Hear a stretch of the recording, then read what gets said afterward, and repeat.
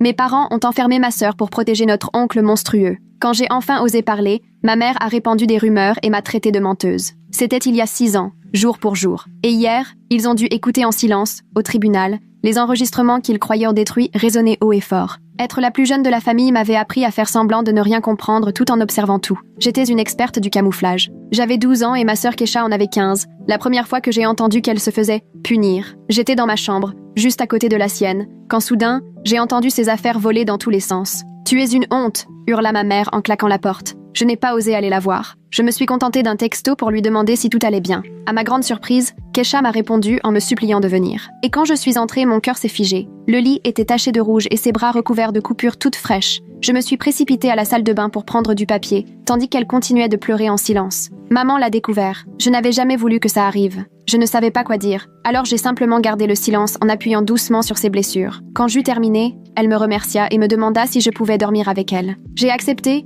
loin d'imaginer que ce serait l'une des dernières fois que je la verrais. Le lendemain matin, je me suis réveillée au son d'un fouet en cuir noir frappant ma sœur. Mon père hurlait « Comment oses-tu entraîner ta petite sœur dans ta déchéance ?» Il m'a poussée hors de la pièce. Je me suis assise sur les escaliers, pétrifiée, écoutant ce qui ressemblait à une véritable séance de torture. À mi-chemin, ma mère est montée. J'ai cru, naïvement, qu'elle allait l'arrêter. Ou au moins me prendre dans ses bras. Mais non, ne la plains pas, ta sœur l'a bien cherché. C'est tout ce qu'elle a dit avant de m'ordonner de descendre manger ses crêpes maison. Dans le bus scolaire, j'ai envoyé un message à Kesha pour vérifier si elle allait bien. Elle ne l'a même pas ouvert. Dès que les cours ont fini, je suis rentrée en courant. Mais Kesha avait disparu. Et en me retournant, j'ai vu maman, les bras croisés. Ta sœur avait besoin d'une vraie aide. On l'a envoyée dans un centre spécialisé. À l'époque, j'étais encore assez jeune pour croire que mes parents faisaient de leur mieux. Alors je l'ai cru. Et j'ai continué ma vie comme si de rien n'était. 2 mois plus tard, Kesha est rentrée. Ce n'est qu'en la voyant que j'ai compris à quel point elle m'avait manqué. J'ai couru vers elle pour la prendre dans mes bras, mais elle est restée figée, les yeux vides. Avant, elle s'illuminait quand elle me voyait. Elle me disait que j'étais le rayon de soleil de ses journées. Mais là,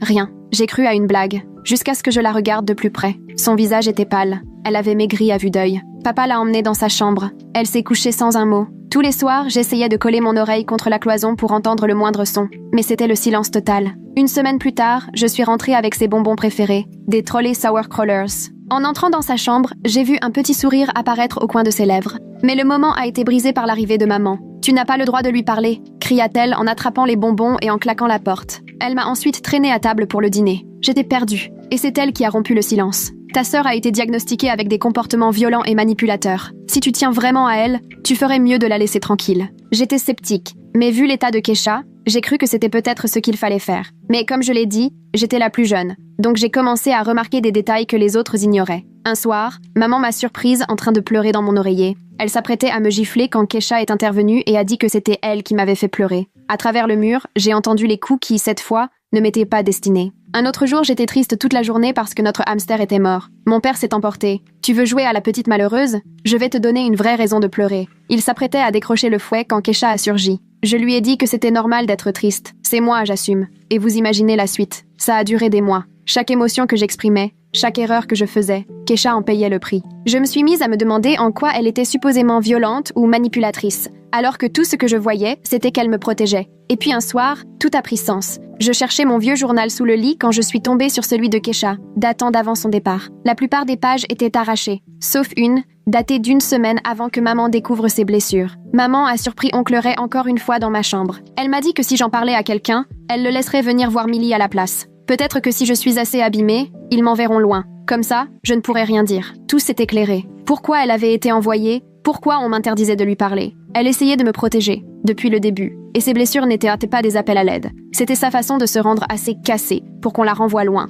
pour m'épargner, pour que les visites de cet homme ne deviennent pas mon cauchemar à moi. Je suis restée là, assise par terre, tremblante, relisant ces mots. Oncle Ray. Le simple nom me donnait la nausée. C'était le frère de maman, celui qui venait parfois dîner le dimanche, avec ses horribles bonbons au caramel que personne n'aimait. Il avait un rire étrange, et ses câlins duraient toujours trop longtemps. Mais jamais je n'aurais imaginé. Je devais parler à Kesha tout de suite. J'ai frappé à sa porte. Pas de réponse. J'ai essayé la poignée. Verrouillée. Alors j'ai murmuré à travers la fente que j'avais trouvé son journal, que je savais pour oncle Ray. Le silence a été si long que j'ai cru qu'elle dormait. Puis, des pas. Lents, lourds. Le verrou a tourné. Mais elle n'a pas ouvert. Je l'ai entendu glisser lentement contre la porte. En collant mon oreille contre le bois, j'ai perçu son souffle, rapide, affolé. Je lui ai dit que j'étais désolée, que je voulais l'aider. Encore le silence. Puis ses pas qui s'éloignaient. Une minute plus tard, la porte de la salle de bain a claqué. Je suis restée assise devant sa chambre pendant près d'une heure. C'est là que maman m'a trouvée en venant appeler pour le dîner. Elle m'a demandé ce que je faisais. J'ai inventé une excuse à propos d'une boucle d'oreille perdue. Elle m'a regardée un long moment avant de me dire d'aller me laver. Au dîner, la chaise de Kesha était vide. Papa a dit qu'elle ne se sentait pas bien. Maman a simplement hoché la tête en passant les haricots. Cette nuit-là, impossible de trouver le sommeil. Je n'arrêtais pas de repenser à toutes les fois où l'oncle Ray était venu chez nous. À chaque fois où Kesha inventait un devoir urgent ou disait devoir passer chez une amie. À ses sweats à capuche trop grands qu'elle portait même en été. À la façon dont elle sursautait quand un homme s'approchait un peu trop. J'avais été tellement aveugle. Le lendemain matin, au petit déjeuner, mes parents ont lâché une bombe. L'oncle Ray divorçait et allait venir vivre quelque temps chez nous. Il emménagerait dans la chambre d'amis la semaine suivante. Ma cuillère a glissé dans mon bol de céréales. J'ai regardé Kesha. Elle était devenue livide. Ses mains tremblaient tellement qu'elle ne parvenait même pas à tenir son jus d'orange. Maman l'a remarqué et a aussitôt pris un ton sec. « Kesha, arrête ce cinéma. La famille soutient la famille. » Kesha a entrouvert la bouche comme pour dire quelque chose, puis l'a refermée. Elle s'est levée et est partie sans un mot. Papa a crié qu'elle était irrespectueuse, mais elle avait déjà disparu. Je l'ai trouvée dans la salle de bain, en train de vomir. Je lui ai tenu les cheveux pendant qu'elle se vidait, tout son corps secoué de tremblements. Quand elle a fini, elle s'est assise par terre, les genoux ramenés contre elle. Elle avait l'air minuscule. Je voulais dire quelque chose de rassurant. Mais quoi? Lui mentir en disant que tout allait bien? On savait toutes les deux que c'était faux. Dans les jours qui ont suivi, Kesha a commencé à faire ce que mes parents appelaient des crises. Elle pouvait se mettre à hyperventiler à table ou fondre en larmes sans raison devant la télé. Une nuit, je l'ai trouvée dans la cuisine à 3 heures du matin, les couteaux alignés sur le comptoir, fixant le vide. À chaque fois, nos parents levaient les yeux au ciel, parlant de manipulation ou de recherche d'attention. J'ai voulu en parler à Madame Chen, la conseillère scolaire. Je suis allée dans son bureau à la pause déjeuner pour lui expliquer ce qui se passait avec Kesha, avec l'oncle Ray, avec le centre. Mais elle m'a coupé net. Mes parents l'avaient déjà prévenue. Ils lui avaient dit que je risquais de venir avec des histoires inventées par ma sœur. Apparemment, Kesha avait l'habitude de me faire mentir pour elle. Madame Chen m'a lancé un regard compatissant et m'a dit qu'elle comprenait à quel point vivre avec une sœur ayant des troubles mentaux était difficile. Je suis sortie de son bureau avec l'impression de m'être prise un coup en plein cœur. Mes parents avaient tout prévu. Ils avaient construit un mur autour de nous, brique après brique, pour s'assurer que personne ne croirait jamais notre vérité. Cette nuit-là, je me suis réveillée et j'ai trouvé Kesha recroquevillée sur le sol de ma chambre. Elle avait amené son oreiller et sa couverture, s'était fait un petit nid près de mon placard. « Je peux pas dormir toute seule, pas avec lui qui arrive », m'a-t-elle dit. Je lui ai proposé de dormir dans mon lit. Elle a refusé. Le sol suffisait. Elle avait juste besoin d'être là. C'est devenu notre routine. Chaque nuit, elle se glissait discrètement dans ma chambre. Chaque matin, elle repartait avant que nos parents ne se lèvent. Ça a duré une semaine. Puis, un matin, maman l'a surprise en train de sortir de ma chambre. Les hurlements ont commencé immédiatement. « Comment oses-tu manipuler ta petite sœur comme ça? Tu veux vraiment lui faire peur avec tes délires ?» C'est là que j'ai remarqué la nouvelle serrure. Une serrure extérieure, pour m'enfermer dans ma propre chambre. Maman m'a montré comment elle fonctionnait. Elle a tourné la clé, pendant que j'étais encore à l'intérieur. « C'est pour te protéger », a-t-elle dit. « Pour que Kesha ne vienne plus te déranger la nuit. » Le clic du verrou m'a glacé le sang. L'oncle Ray a emménagé un mardi. Il avait 2 valises et ce sourire malsain. Au dîner, il s'est assis à côté de moi. Son genou touchait le mien sous la table. À chaque contact, je voyais la mâchoire de Kesha se crisper. Elle n'a rien mangé, se contentant de déplacer sa nourriture, les yeux rivés sur lui comme un faucon surveille un serpent.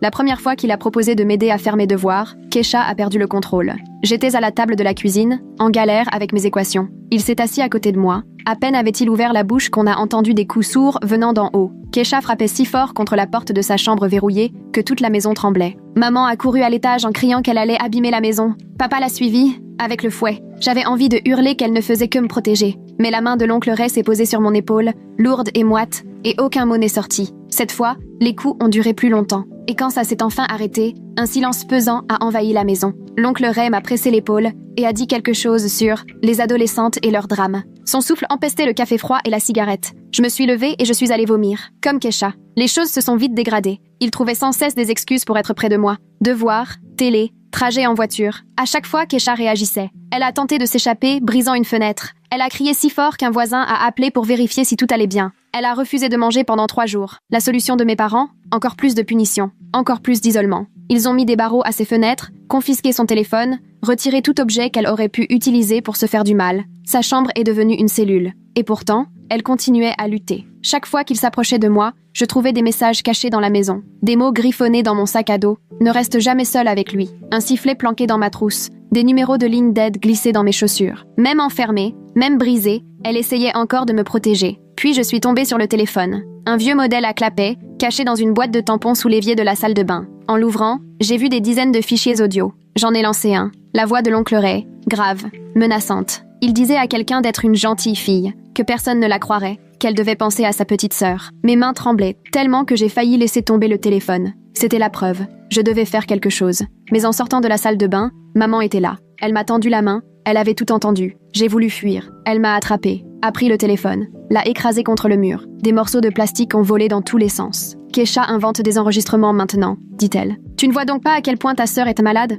Je voulais hurler que c'était elle, la malade. Mais je suis restée là, à la regarder balayer les miettes de ce qu'il nous restait comme preuve. Ce soir-là, au dîner, ils ont annoncé que Kesha retournerait au centre. Cette fois pour plus longtemps, peut-être pour toujours. Ils avaient retrouvé un établissement spécialisé dans les cas comme le sien. L'oncle Ray hochait la tête, affirmant que c'était pour le mieux. Je n'ai pas touché à mon assiette. Ils parlèrent de ma sœur comme d'un problème à résoudre. Cette nuit-là, j'ai tenté d'appeler ma grand-mère. Cette nuit-là, j'ai attendu que tout le monde dorme, et je suis descendue discrètement. J'ai composé le numéro de ma grand-mère. Mais avant qu'elle ne décroche, maman est apparue. Elle m'a pris le téléphone et a expliqué à ma grand-mère que j'avais du mal à gérer la maladie de Kesha, que j'inventais des histoires, comme ma sœur me l'avait appris. J'entendais la voix inquiète de mamie à travers le haut-parleur, compatissante, disant combien cela devait être difficile pour eux. Les murs se refermaient. Chaque tentative pour alerter quelqu'un était déjà bloquée. Tous ceux à qui je pouvais parler avaient été prévenus. 2 sœurs instables, racontant des mensonges terribles sur une famille aimante. Nous étions piégés, coincés dans cette maison avec un monstre, et personne ne nous croirait. Kesha le savait aussi.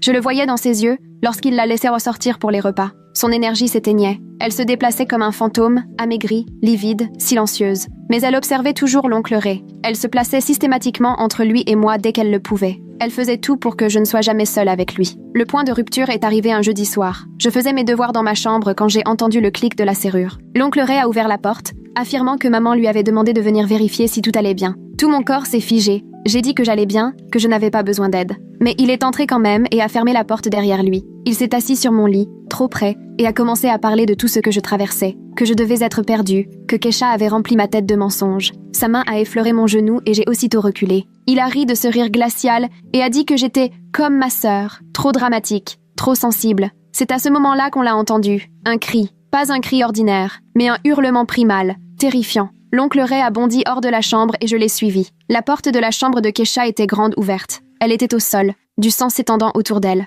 Elle avait trouvé un objet tranchant, je n'ai jamais su quoi, et elle l'avait utilisé. Maman était au téléphone avec les urgences. Papa essayait de contenir l'hémorragie. L'oncle Ray était dans l'embrasure de la porte, et pour la première fois, il semblait apeuré. Je me suis agenouillée près de Kesha, pressant mes mains contre ses plaies, comme la toute première fois. Elle m'a regardée et a articulé 2 mots, clé USB.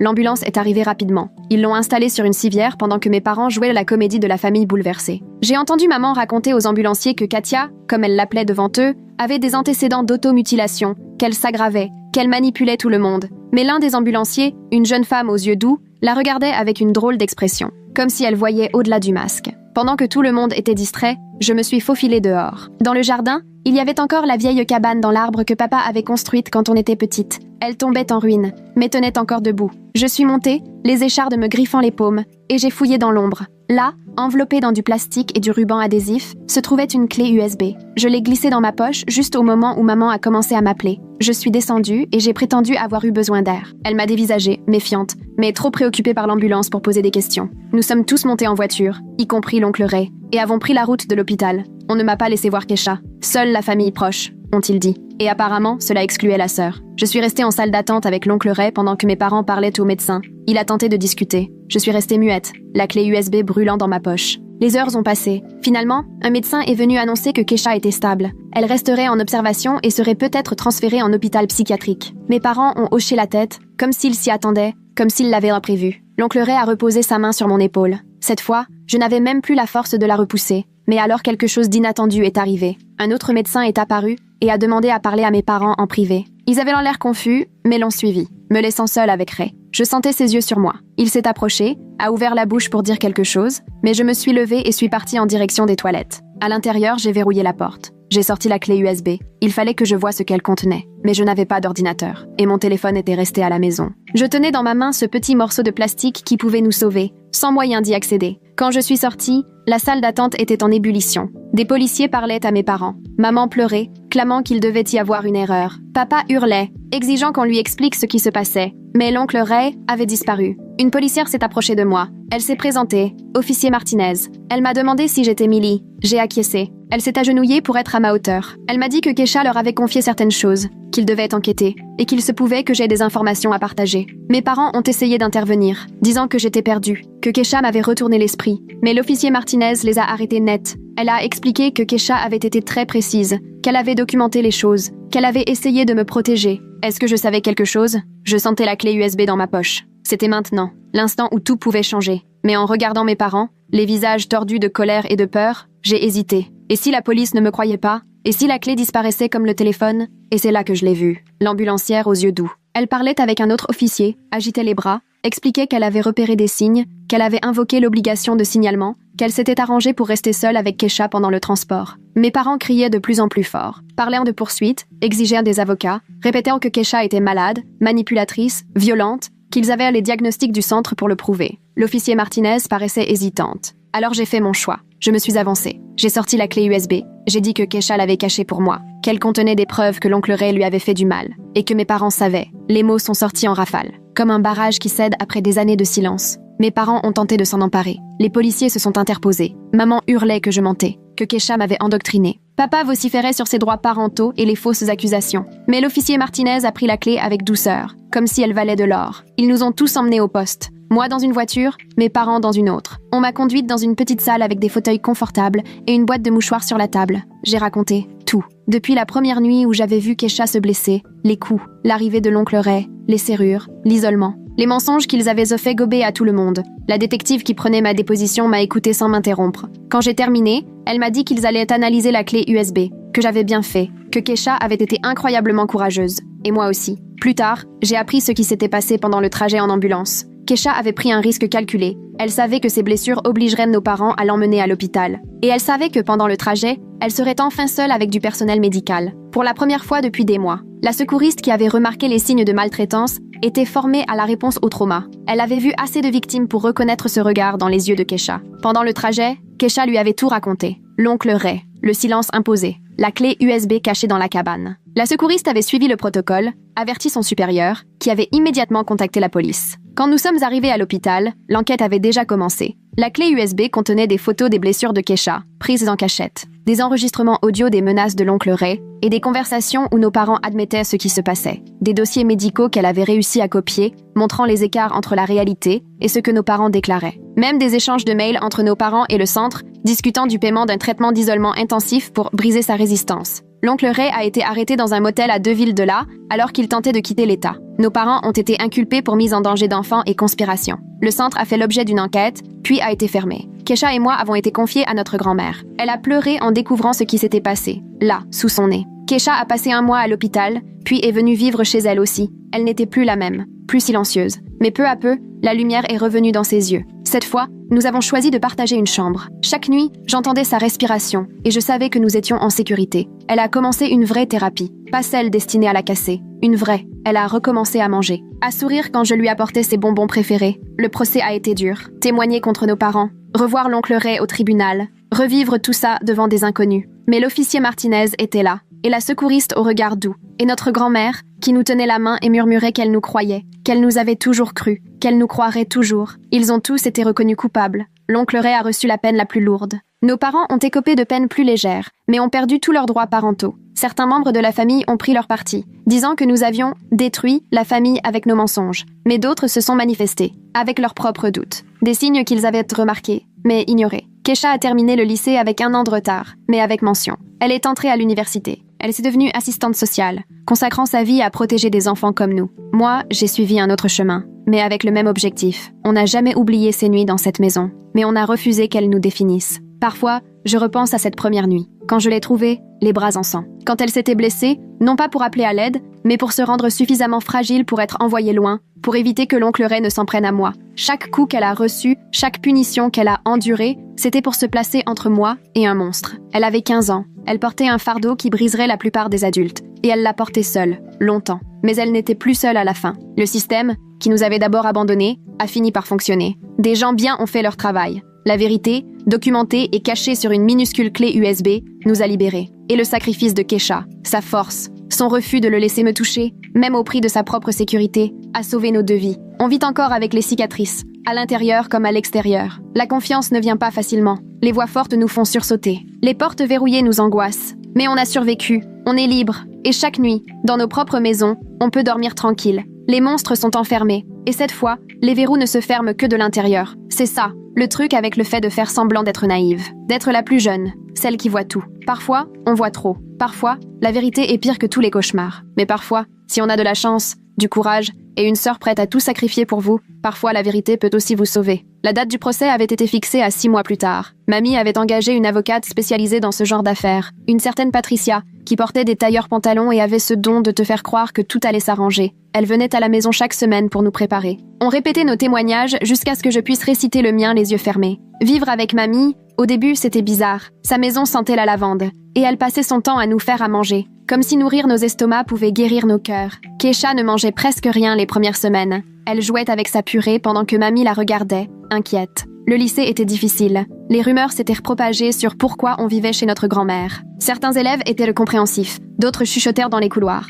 J'ai entendu la mère de quelqu'un dire qu'on mentait pour attirer l'attention. Une autre disait qu'aucune mère ne couvrirait quelque chose d'aussi grave. Ils ne savaient pas encore, pas à propos de la clé. Keisha a dû refaire son année de terminale. Elle ne s'est pas plainte. Elle arrivait chaque jour dans la vieille voiture de mamie. Je la voyais dans les couloirs, la tête baissée, ses livres serrés contre elle comme un bouclier. Quand un garçon s'approchait trop, elle se figeait. Quand un prof haussait le ton, elle sursautait. Le procureur, un certain David, préparait l'affaire. Il avait fait imprimer tout le contenu de la clé dans de gros classeurs. Des photos, des transcriptions, des dossiers médicaux. Voir tout cela noir sur blanc rendait la chose réelle, d'une manière que même l'avoir vécu ne permettait pas. C'était arrivé, et on avait les preuves qu'on n'était pas folle. L'avocat de l'oncle Ray a tenté de faire invalider les preuves. Il disait qu'elles avaient été obtenues illégalement. Mais le juge l'a stoppé net. Les enregistrements étaient clairs. Sa voix, parlant de choses qui ont donné la nausée à la greffière. La voix de maman, qui acceptait de garder le silence. Celle de papa, qui menaçait Keisha si elle parlait. Nos parents avaient chacun pris un avocat. Ils ont essayé de rejeter la faute l'un sur l'autre. Maman disait que papa l'avait forcée. Papa disait que c'était elle qui avait invité Ray à vivre chez nous.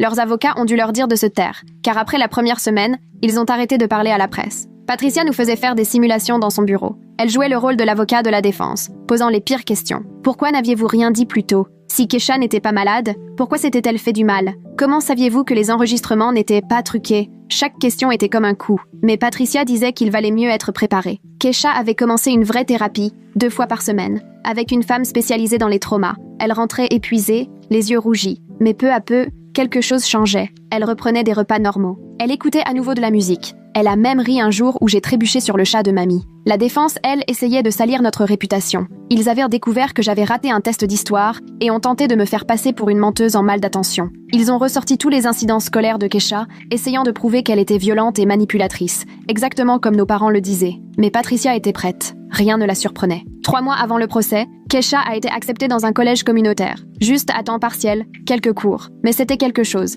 Elle avait choisi le travail social. Elle disait vouloir aider des enfants comme nous. Mamie a pleuré de joie et a fait un gâteau. C'était étrange de fêter quoi que ce soit, mais on l'a fait quand même. Et les preuves continuaient de s'accumuler. D'autres familles, ayant envoyé leurs enfants dans ce centre, ont commencé à parler. Il s'est avéré que la thérapie par isolement intensif était leur spécialité. Des enfants enfermés pendant des jours, médicamentés pour les faire taire. Des parents payaient un supplément pour que le personnel ferme les yeux. Tout était corrompu. L'oncle Ray a tenté de négocier un accord. Son avocat a contacté le nôtre, proposant de plaider coupable à des accusations moindres. Patricia a littéralement éclaté de rire. Elle avait les enregistrements, les photos prises par Keisha. Mon témoignage sur ce soir-là, où il était venu dans ma chambre. Il ne s'en tirerait pas à bon compte. Nos parents, eux, continuèrent d'essayer de nous recontacter. Des lettres arrivaient chez mamie, pleines d'excuses et de justifications. Ils disaient avoir voulu protéger la famille, qu'ils n'avaient jamais voulu que ça aille aussi loin, qu'ils nous aimaient, qu'ils voulaient qu'on rentre à la maison. Mamie a brûlé chaque lettre dans la cheminée. Le procès a enfin commencé un lundi d'avril. Le palais de justice était immense, en pierre grise, et me faisait me sentir minuscule.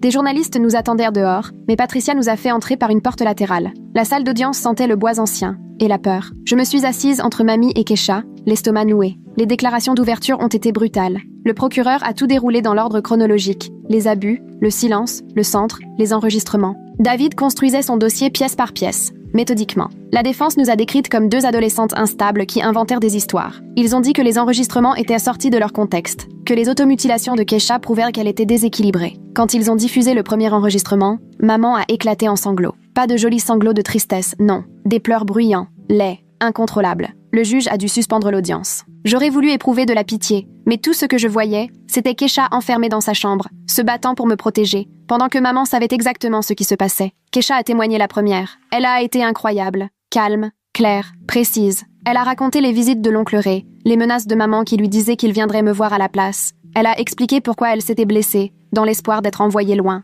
les coups qu'elle prenait à ma place. L'avocat de la défense a tenté de la déstabiliser, mais elle n'a jamais flanché. Mon tour est venu le 3e jour. Mes mains tremblaient, tellement que j'avais du mal à prêter serment. Mais j'ai regardé Kesha, et elle m'a adressé un petit hochement de tête. J'ai tout raconté. Le journal intime, cette nuit-là dans ma chambre, la clé USB dans la cabane. Comment nos parents avaient préparé le terrain pour que personne ne nous croie, avant même qu'on ne parle. L'avocat de la défense m'a demandé pourquoi je n'avais rien dit plus tôt. J'ai parlé de Madame Chen, la conseillère, de l'appel de mes parents avant ma visite. Il a demandé pourquoi j'avais cru Kesha plutôt que mes propres parents. Parce que Kesha a saigné pour moi. Elle a pris les coups à ma place. Elle a tout sacrifié pour me protéger. Des parents sont censés protéger leurs enfants, pas couvrir les monstres. L'oncle Ray a ensuite pris la parole pour sa défense. Une erreur monumentale. Il a osé affirmer que tout était consenti, que Kesha l'avait provoqué. Le procureur l'a détruit en direct, avec les enregistrements. Sa voix menaçant une adolescente de 15 ans. Sa voix parlant de venir me voir ensuite. À la fin, même son avocat avait l'air écœuré. Maman a témoigné qu'elle avait peur de papa, qu'il l'avait forcé à garder le silence.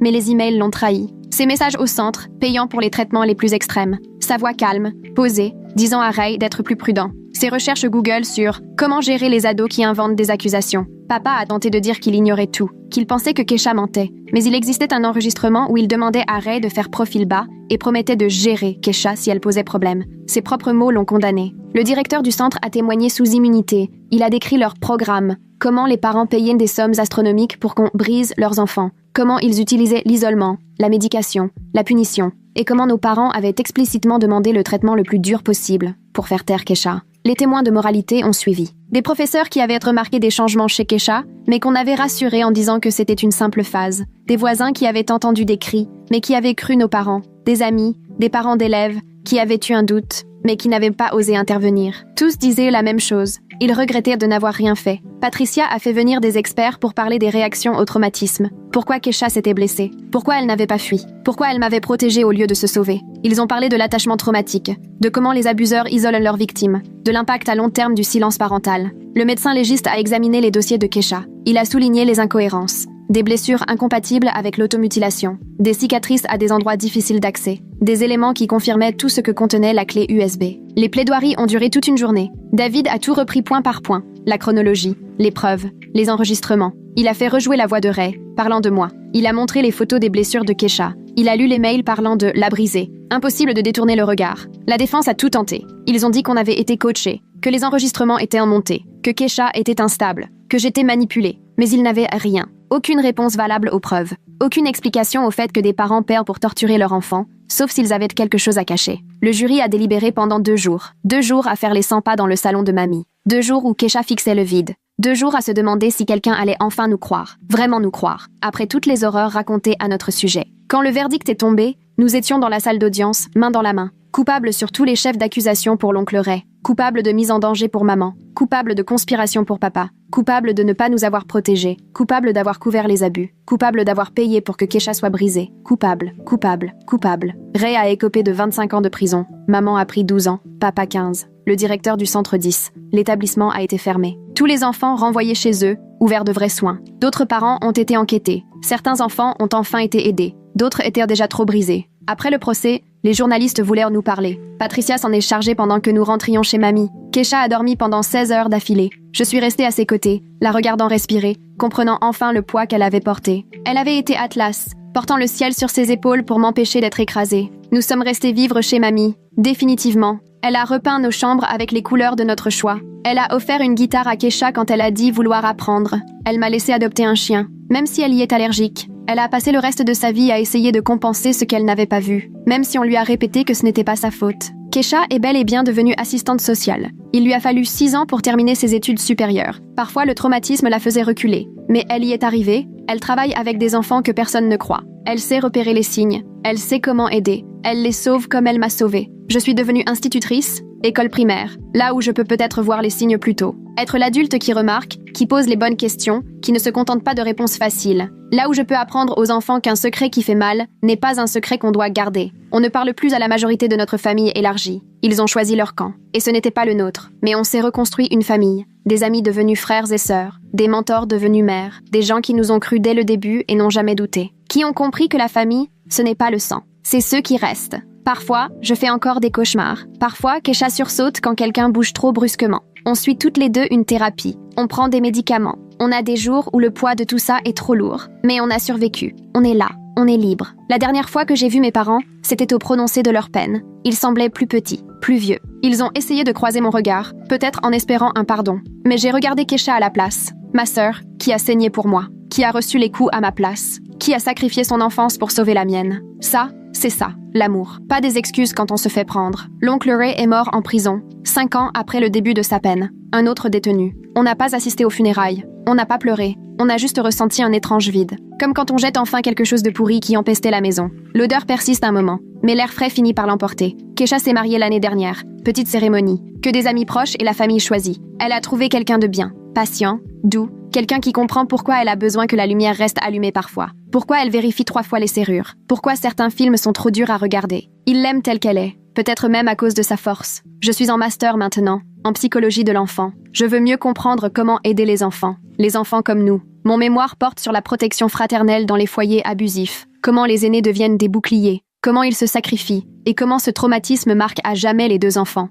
Kesha lit mes brouillons, corrige mes hypothèses, m'apporte ce que j'oublie. On s'envoie des messages tous les jours, rien d'extraordinaire. Des blagues nulles, des plaintes sur le boulot, des photos de mon chien, des choses de sœurs, normales, celles qu'on n'a jamais eues avant. On rattrape le temps volé, on construit la relation qu'on nous avait volée. Elle est différente de ce qu'elle aurait été, mais elle est à nous. La semaine dernière, c'était l'anniversaire du jour où elle est revenue du centre. On ne le fête jamais, mais cette année, c'était différent. On s'est retrouvés pour déjeuner, juste nous 2. On a mangé des sandwichs sans en parler, mais on savait, on se souvenait, on était reconnaissante. On s'en est sortis. Elle m'a offert des Trolley sur crawlers en dessert. Les tropicaux, ceux que j'aime. On était restés dans sa voiture à les manger, les lèvres plissées à cause de l'acidité. Et pendant 1 minute, on était juste 2 sœurs, pas des survivantes, pas des victimes. Juste 2 filles partageant des bonbons, comme on aurait toujours dû pouvoir le faire. C'est ça, le truc avec les traumatismes. Ils ne disparaissent pas. Ils s'accrochent à tes os. Ils modifient ta façon de voir le monde. Mais ils ne te définissent pas. C'est Kesha qui me l'a appris. Elle m'a montré comment être forte, comment protéger les autres, comment documenter la vérité, comment survivre quand ceux qui doivent te protéger deviennent le danger. On va bien maintenant.